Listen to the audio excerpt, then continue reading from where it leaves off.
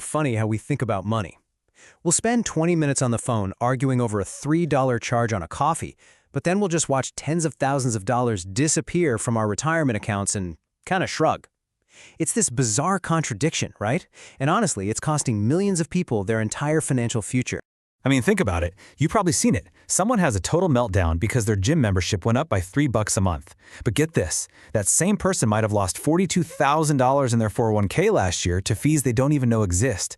See, we've been conditioned to stare at the tiny, obvious costs, while these massive invisible fees are just operating in the shadows, silently eating away at our wealth. And that's what makes these fees so much more dangerous than something like taxes. I mean, nobody likes taxes, but at least you can see them. They hurt. You write a check, or you see that deduction on your paycheck and you feel it. But these things, they're totally different. They're invisible thieves automatically deducted. And they don't just take your money today. They steal decades of potential growth from your future self. So let's start with fee number one. This is the one that sounds the most harmless, but honestly, it causes the most damage. It's that tiny little percentage you might see on your investment statement. It's called the expense ratio. And your brain is wired to see a number like 1% or maybe 1.5% and think, that's nothing. Well, that's wrong. It's catastrophically wrong. Because this isn't a one-and-done fee. It's parasitic. It gets charged every single year on your entire balance. That means as your money grows, the fee you pay gets bigger and bigger right along with it. Let's just look at the horrifying math here. Okay, so we've got two identical investors.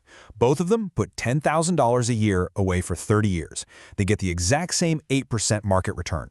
The only difference is the fee. Scenario A is in a low-cost index fund paying a tiny 0.04%. Scenario B is in a pretty common managed mutual fund paying a 1.5% fee.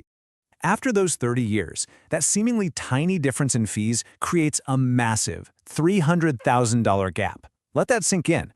The same money went in, the market performed exactly the same, but one person is left with a fortune less. So that 1.5% fee didn't just cost you 1.5%. No. It completely destroyed a quarter of your potential wealth. You basically handed over 25% of your life savings to Wall Street just for the privilege of them holding your money. It's insane. The guy who created the index fund, John Bogle, he had a name for this: the tyranny of compounding costs. And it really shows you how Wall Street is kind of like a casino. They don't need a huge win on any one bet. They just need to take a tiny little slice of every single transaction over and over and over for decades until they own a huge chunk of your pot. Okay, let's move on to the second silent fee. This one is even sneakier, I think, because it doesn't even feel like a fee. It's the cost of doing absolutely nothing. It's the price you pay for feeling safe. It's the inflation tax, and I like to call it the melting ice cube. So imagine you have, say, 50 grand sitting in a checking account. You look at the screen, the number never changes, so you feel secure, right? But that money is like a block of ice in the sun. It is constantly, slowly melting, shrinking in value. Inflation doesn't send you a bill. It just quietly eats away at your purchasing power, day after day. At a pretty normal, historically average 3% inflation rate, your cash loses half of its value every 24 years. So the money you worked hard to save at age 30, by the time you're 54, it's only going to buy half as much stuff. It just evaporates. But the real crime here isn't just inflation itself. It's the massive opportunity cost. Right now, you can find high-yield savings accounts that are paying you 4, even 5% interest. So if you're keeping a big chunk of cash in a checking account that's earning 0.01%, you are literally volunteering to lose thousands of dollars every single year. You're paying to lose money. All right, now for the third fee. And this one's the hardest to admit, because it means you have to look in the mirror. The person who's charging you this fee is you. It's something called the behavioral gap. There's this famous study that comes out every year from a firm called Dalbar. And what it does is it compares what the stock market actually returns with what the average investor actually earns. And, well, the difference between the two is staggering. And it's caused entirely by our own emotional decisions. Just look at this data. Over the long haul, the S&P 500 averages around a 10% annual return. But the average investor, they only get to keep about 6 or 7% of that. So where did that 3 to 4% difference go? It didn't go to Wall Street, it just vanished into thin air, lost to panic selling when the market crashes and fear of missing out buying at the very top. Let's walk through a perfect real-world example of this. So, it's early 2020. Your portfolio is sitting pretty at 200 grand. Then the crash hits. In just 5 weeks, your portfolio says $132,000. You freak out, you panic, you sell everything to stop the bleeding. But just 4 short months later, the market hasn't just recovered, it's hitting brand new all-time highs. So by trying to protect yourself, you actually locked in a permanent $78,000 loss that never had to happen.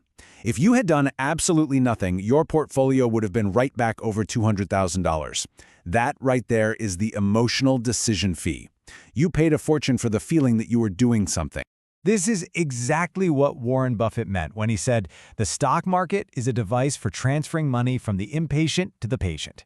You see, you're not really competing against Wall Street geniuses. You're competing against your own hardwired impulse to do something when you should be doing absolutely nothing. So let's just see what happens when these 3 fees gang up on you over an entire lifetime.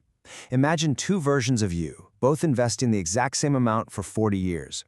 Version A pays high fees, lets cash get eaten by inflation, and panic sells during downturns. Version B plugs all those leaks, uses low-cost funds, protects their cash, and automates everything to stay the course. At age 65, version A has about $800,000. Not terrible. But version B has $3.2 million. That gap, $2.4 million, that's the total cost of all this financial friction. It's not one giant mistake. It is death by 1,000 tiny, invisible cuts over decades. Now, after seeing a number that big, it's really easy to feel defeated or overwhelmed. But here's the good news, and it's really good news. The solution is shockingly simple. You do not need to be a financial genius. You just need to stop volunteering to lose your own money. Here it is, a simple 3-step action plan to stop the bleeding today. Step 1, check your expense ratios. Log into your 401k, your IRA, whatever you have. If any fund is charging you more than 0.5%, 0.5%, you're getting robbed. Move that money to a low-cost index fund. 2, move your excess cash. If you have more than 3 to 6 months of living expenses sitting in a checking account, move it to a high-yield savings account. That one move could make you thousands of dollars a year. And 3, automate everything. Make your investment contributions automatic so you can't second-guess, you can't forget, and you can't panic. Because the brutal truth is this: wealth isn't about how much money you earn. It's about how much of it you actually manage to keep. You can spend your whole life working for a higher salary while you're just hemorrhaging thousands and thousands to these silent fees. Most people will never even see them. But now, you see them. So the only question left is, what are you going to